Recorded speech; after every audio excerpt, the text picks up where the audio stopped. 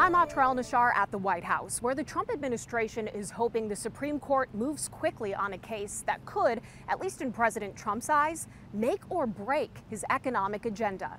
Trump has called tariffs the most beautiful word in the dictionary and has leaned on an emergency powers law to impose double-digit import taxes on products coming from just about every country on Earth in an effort to deter the flow of fentanyl and close trade deficits. But lower courts, most recently a federal appeals court on Friday, say Trump went beyond his executive authority under the law, siding with a group of small businesses and states suing the president. In their filing with the Supreme Court, the administration argues that tariffs and subsequent trade negotiations are pulling America back from the precipice of disaster, restoring its respect and standing in the world, eliminating decades of unfair and asymmetric trade policies, and also address the separate national emergency arising from mass importation of fentanyl and other illegal drugs. The appeals court says the tariffs can stay in place until mid-October to give the White House time to appeal.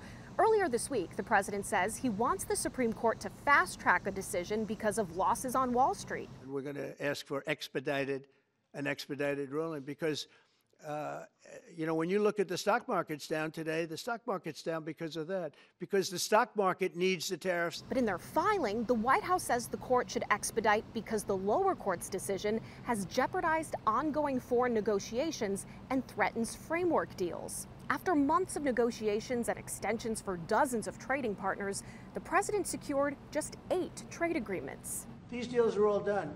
I guess we'd have to unwind them. If we don't win that case, our country is going to suffer so greatly.